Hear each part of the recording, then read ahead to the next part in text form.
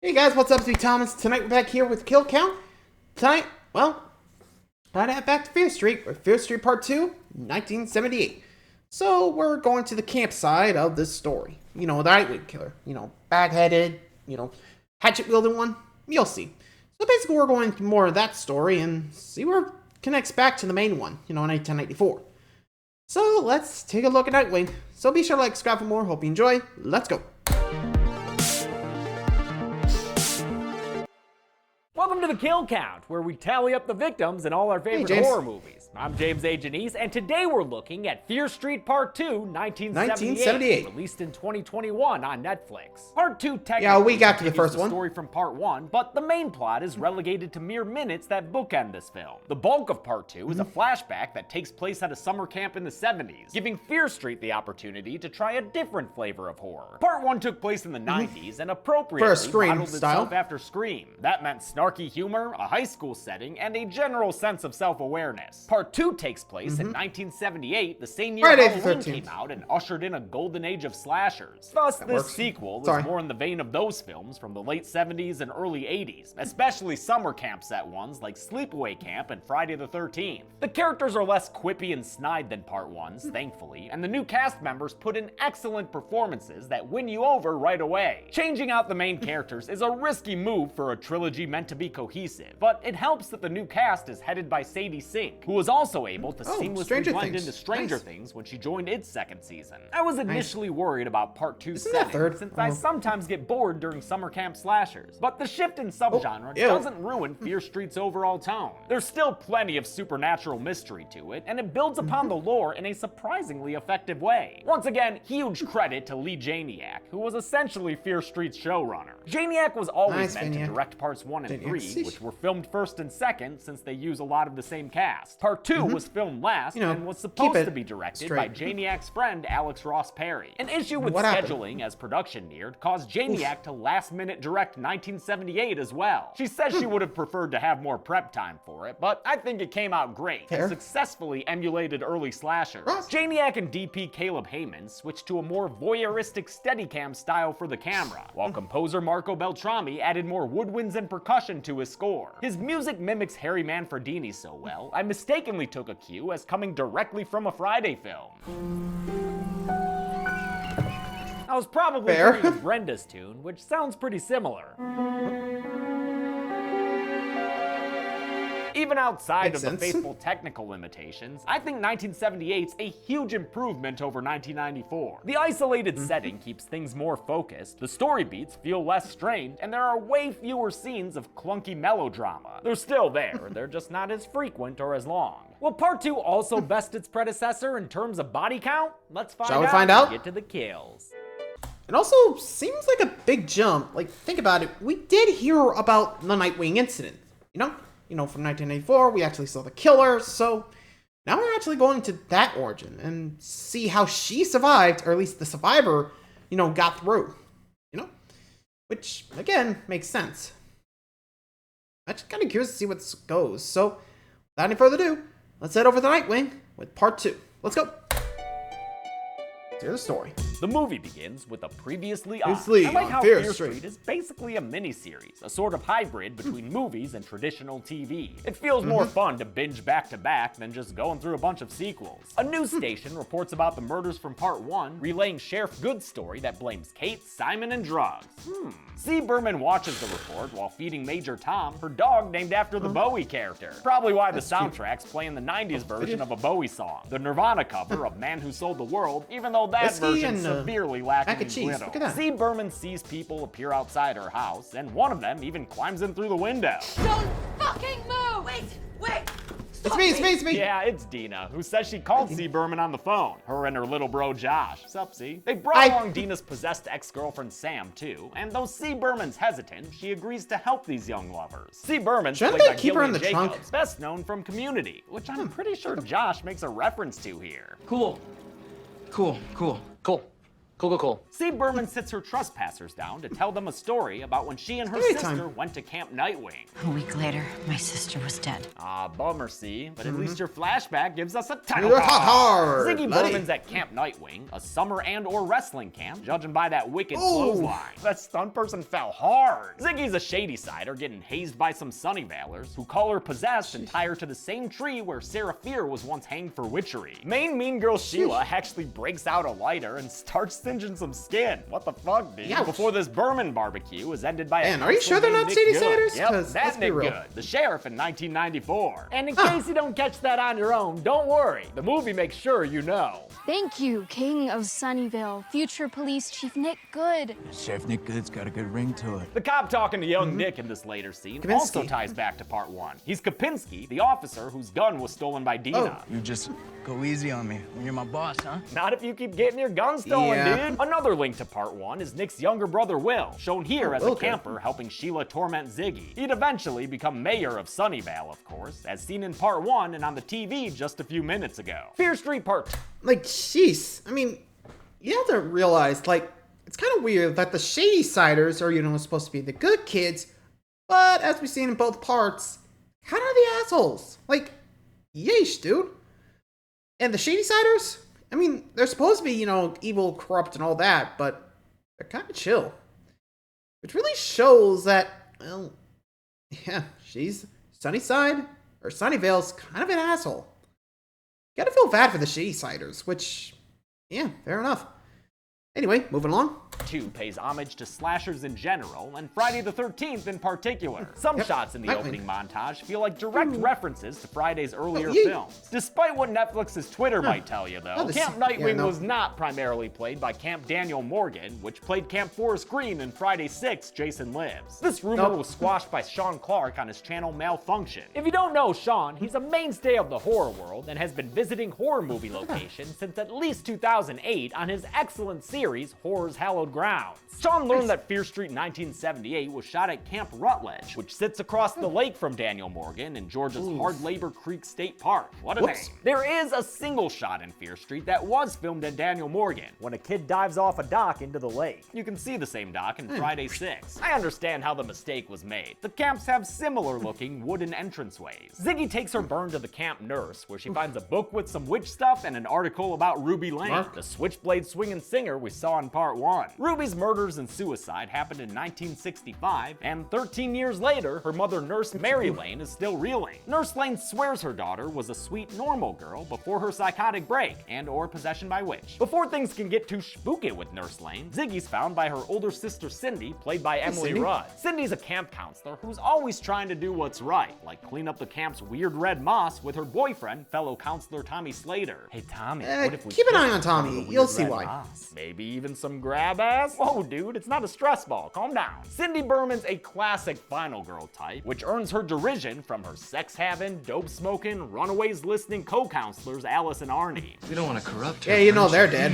Alice is played by Ryan Simpkins, whose younger brother Ty was seen in Jurassic Ty. World. While director Lee Janiak gave all the actors playlists of 70s songs in order to help familiarize them with the era they'd be depicting, Simpkins did extra credit for their character Alice. They put together a Okay. punkier playlist and modeled themselves after counterculture figures like Joan Jett, Debbie Harry, and of course, David Bowie. Alice's bad Makes sense. reputation puts her at odds with her ex-childhood friend Cindy, whose desire to do good also causes friction with her sister Ziggy. Ziggy's more like Basically, part 1's I think Dina, she's trying to negative play Nancy, case who says that Sunnydale, shady but siders are yeesh. fated to live in eternal misery. That's anathema to Cindy's outlook. She thinks that by working hard, she can make something of herself and get out of shady side. Cindy and Tommy are having tea time with the Tillerman when Nurse Lane comes in and says she saw Tommy's name on a wall. One way or another, you're gonna die tonight. Yeah, one way or another, she's gonna get Whoa.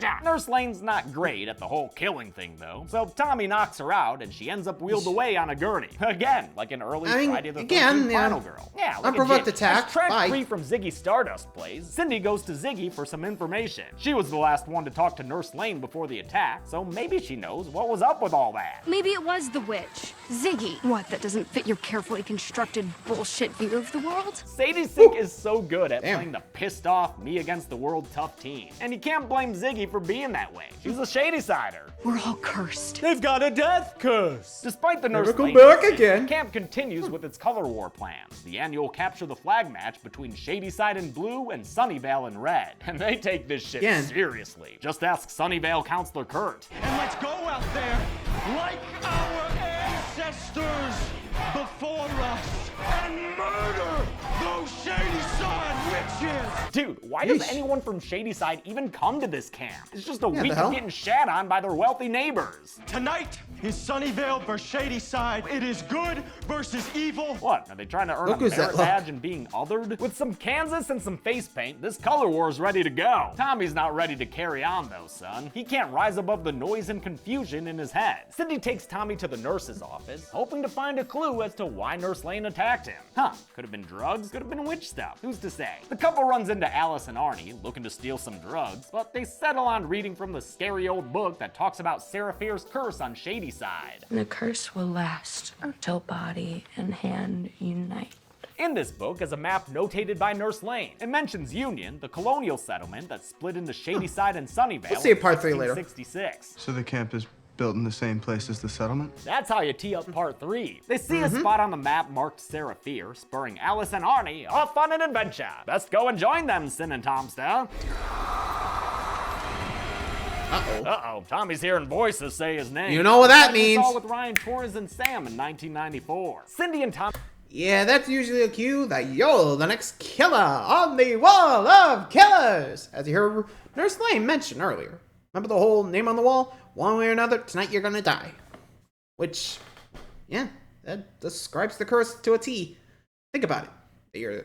They're dead, and, well, they come back as serial killers to hunt the next. Or, I think they only come out if, like, the curse doesn't happen? I mean, it could explain part 1, you know?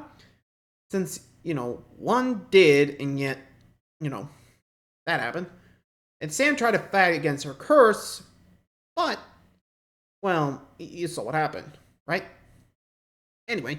Tommy catch up with Alice and Arnie at a hole in the ground. They surmise that Nurse Lane was digging around for Seraphir's hand. If she could find it and reunite it with its body, it could end the curse on Shadyside that made her daughter slashy. The curse will last until body and hand unite. Nearby, they find a stone staircase leading underground. This must be the witch's house. And everyone knows witches have dope-ass basements. They almost always have Nintendos. And when they don't, they have markings in the ground. It's the witch's mark. I mean, I'd rather have the Nintendo, but... According to the book, the witch's mark is where Seraphir cut off her hand and made a deal with the devil that has since plagued Shadyside. Near the witch's mark, Alice finds names written on the wall, like Ruby Lane and Billy Barker, well-known Shadyside killers. Oh, this is what Nurse Lane was talking about. And Tommy's name is also here. That can't be good. It's probably why Tommy's a sweaty mess right now. And why he's reaching for that axe. And why he's sticking it in Arnie's face. Oh, Arnie! Good night. The slasher just got slashing. Tommy turns his attention to Cindy and he's done killing. But after a short chase with a near catch, they're separated by a cave-in. Cindy and Alice are trapped deeper in this cave system, while Tommy is free to go. And that guy's got an axe to grind.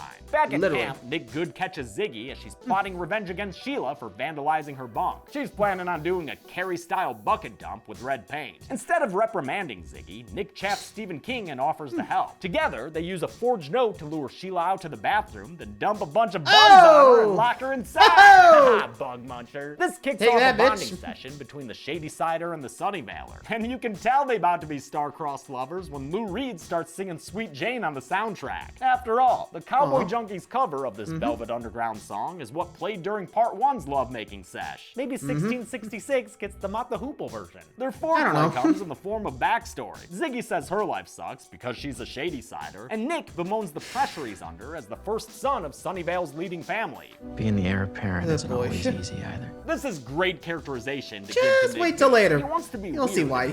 That's gonna be bullshit. Shadysider, but he has a duty to his family in the town of Sunnyvale. This makes stuff that happens later compelling and tragic. Right now, though, Sweet Jane is doing its thing, and Ziggy and Nick cross enemy lines lines to swap some spit. The color war rages on, with Shadysider Jeremy acting as Team Blue's jailer to some captured Red Team Sunnyvalers. Jeremy's played by Dylan Gage, who appeared in an episode of Stranger Things, there he is. but who I know from Pen 15, one of my favorite comedies. That's why I feel extra Is that bad like a for him Augustus when he gets scoop? egged and loses his captives, and it's why I feel extra bad for him when Tommy shows up and freaking murders this kid. Holy shit! I keep telling y'all, Fear Street don't fuck around. Jeremy's body is found by the other campers and counselors, setting off a panic that recalls everyone to the mess hall. Cindy and Alice are still trapped underground, and one of them isn't all that optimistic about getting out. We're gonna die down here. Just like Arnie. Though navigating these tunnels proves tricky at first, Cindy figures out that the witch's mark doubles as a map of this cave system. They follow it to the center, where things start getting nasty. Oh shit, really nasty. Oh, that don't look What good. the fuck is that thing? Let's get out of here. Yeah, dude. Yeah, I'm with you. Nope. Brain. Alice can't help. Yeah, I'll be real. Like, if I saw that, I'd be like, okay, being hard in the darkness. Run. Just grab my friend and run out of there. Like, seriously. Not the best looking, because, Jesus Christ, you're gonna need some luck. Anyway. Help but touch that cave meat, and when she does, she gets a flash of past Fear Street murders that already went on part 1's kill count, so I won't double count them here. Alice also sees a vision of a super bloody Cindy, which sends her running away until she falls and breaks her leg. Since Alice and Cindy haven't made their way to the mess hall, Nick tells Ziggy he'll go find her sister for her. He volunteers Shadyside counselor Gary to help as well. I love Gary's reaction to that glimpse of romance he gets. Hey, you realize that's a camper, right? Gary's played by Drew Scheid, who was Oscar in Halloween 2018, Allison's friend who had the motion sensor scene with Michael Myers. Speaking of Halloween, 1978 continues its honoring of slashers with a scene involving sex, drugs, and a killer point of view outside the window. The sex scene gives us nudity from both participants. Kurt, the alpha Sunnyvaler who led the color war rallying cry, and Joan, the crunchy Shadysider who believes in peace and love, and finds Kurt sexy. He might be dumb, but he's kind of shagadelic. Since he makes her horny, baby, they get their shag on.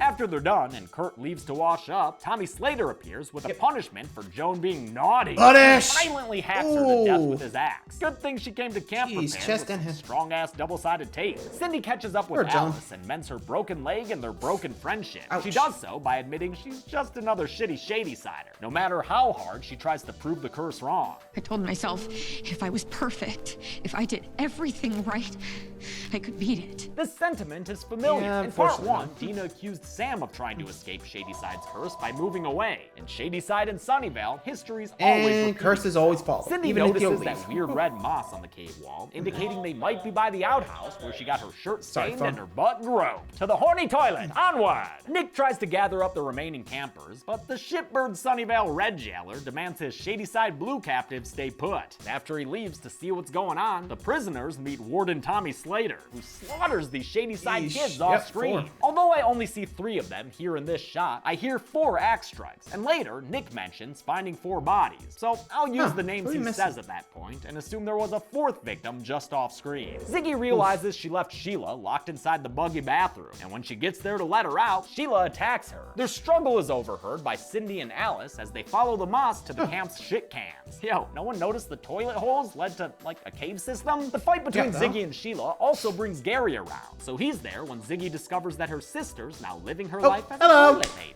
My sister's in the toilet.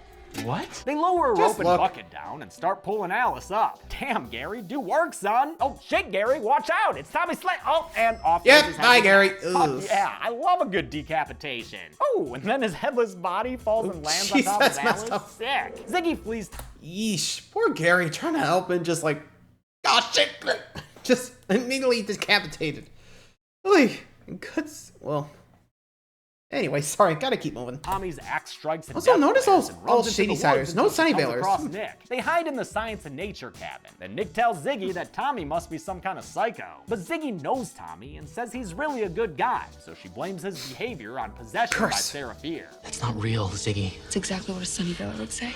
thought you were Do different. you not see the killer? With him, Tommy's quite the determined feller. He punches his way inside and starts stalking them with an axe. But don't even think about killing that snake for real, brah. No need to pay homage to Friday in that way. Not even when it ruins a take by spiking the camera. You know, he broke the fourth wall. Tommy grabs Ziggy and swings his axe towards her, but Nick saves her and takes the blow on his leg instead. Tommy ignores the good boy though. He's only interested in shady side prey. Literally everyone he's killed so far has come from the Blue Brand roster. Alice and Cindy find themselves stuck in the damn caves again, a setting that sticks around a bit too long in my opinion. Alice figures out there might be an exit at the mess hall and sends Cindy ahead without her so she can save her sister. Ziggy's gonna need that saving too, since all the other campers just pieced out on a bus. Once again, gotta question the bus driver here. They didn't see or hear the teenage girls screaming behind them? Thanks a lot, bus driver. If Tommy catches her, that blood's on your hands. Ziggy runs into the mess hall and hides in the kitchen, leaving a trail of footprints to intentionally lead Tommy past her hiding spot. Kinda like what Danny Torrance did to Jack in The Shining, which I was also reminded of as Tommy hacked away at the door with an axe. Ziggy manages to stab Tommy, but he fights back and overpowers her. Once again, Ziggy's struggle is heard by a subterranean Cindy, who has reached the mess hall from the caves and is trying to kick her way out through the floor vent. During their fight, Ziggy slips a potato sack over Tommy's head, giving the Nightwing killer the appearance he had in Fear Street Part 1. This itself is a reference to Friday the 13th Part 2, back before Jason Voorhees made the hockey team, but still had to cover up his face. Tommy's actor McCabe Sly plays the masked Nightwing killer in Fear Street Part 2, but his stunts were performed by Lloyd Pitts, who played the killer in the 1994 storyline. Also, I've got to shout out Cindy's actor Emily Rudd. I saw an interview where she mentioned Lloyd Pitts by name when talking about acting with a stunt performer. Actors don't always mention stunt performer names, so good on you, Ms. Rudd. Gotta give them the the Nightwing credit. killer can turn Ziggy into Stardust, he's stabbed in the back by Cindy Berman with a knife. Thanks, Although we Cindy. know he comes back later as an undead killer, I'm counting this as Tommy Slater's human life ending. The sisters hug and Cindy apologizes Let's get out of here. for ever doubting Ziggy's shady side mantra. Everything is cursed. Ziggy apologizes for being kind of a dick, giving us a harmonious happy ending. Hey Alice, get up here and join in on the happy ending. Alice says she has a way to make this ending even happier, because after Cindy ran off in the tunnels, she found more clues in the witch book. That caused her to dig beneath the red moss, and you know what she found there? Sarah friggin' Fierce's friggin' hand. And remember what they keep saying about that friggin' hand? The curse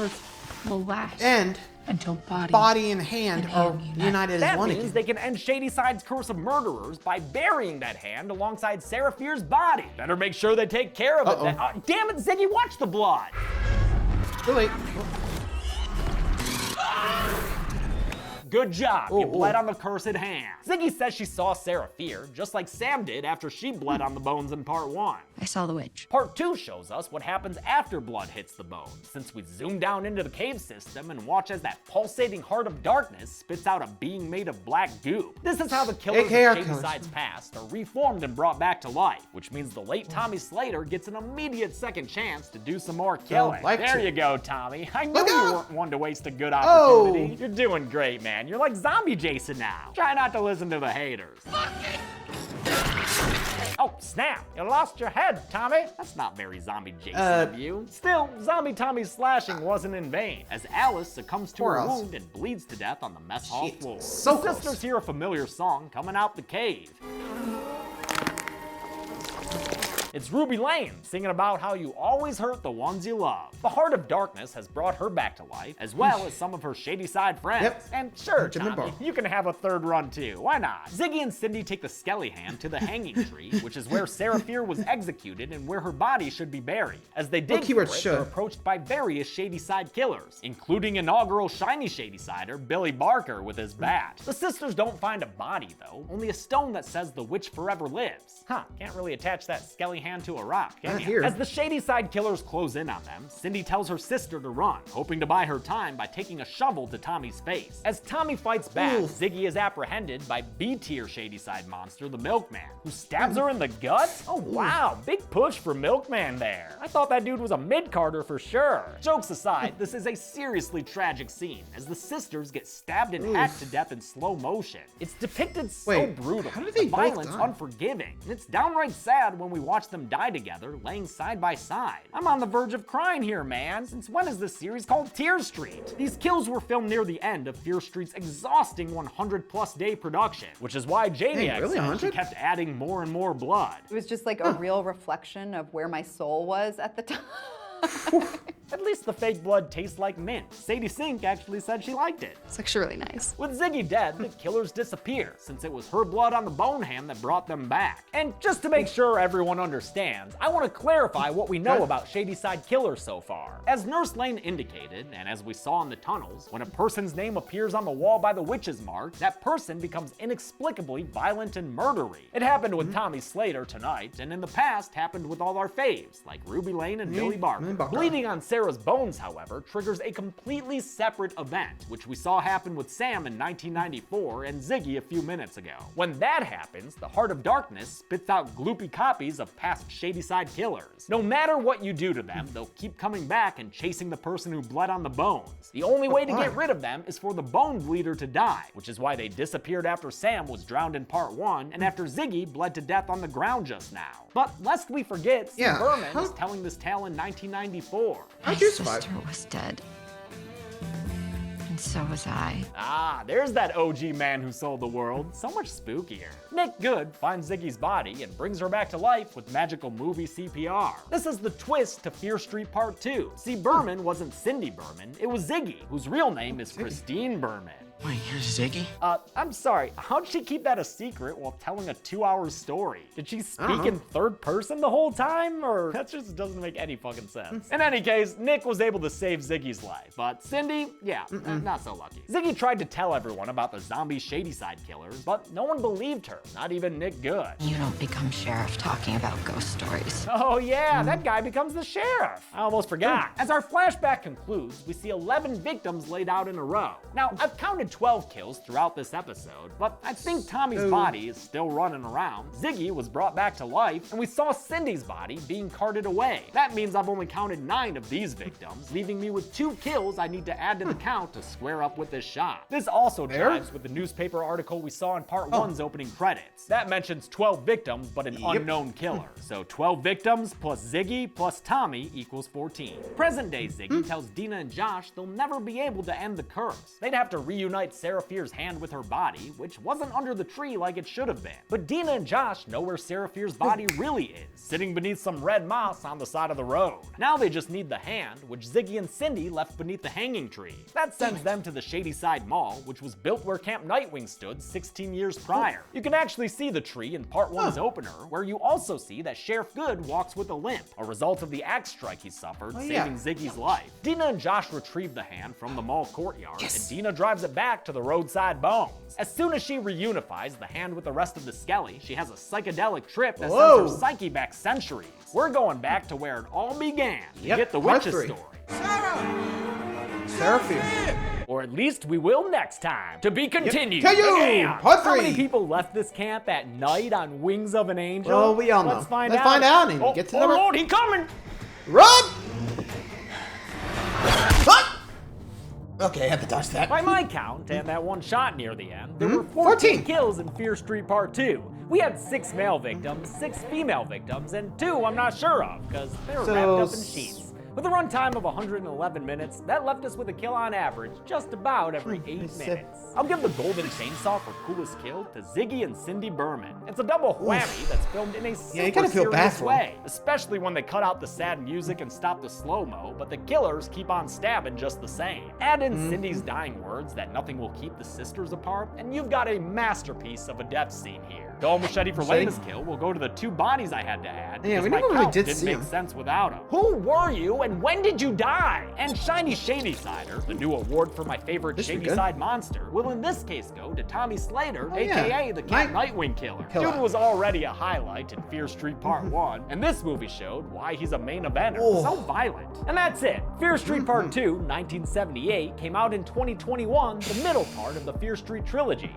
I'll look at Part 3 next Sunday, but until then, I'm James A. Janice. This has been The Kill Count. Next. Yeah, we'll get to that, but I gotta go finish another series. So, yeah, come by tomorrow. We'll be heading over to the Chucky series. Yeah, we're gonna do the Chucky TV series. I got an hour to do it. Oh boy. Anyway, hope you enjoyed. Till next time, See ya!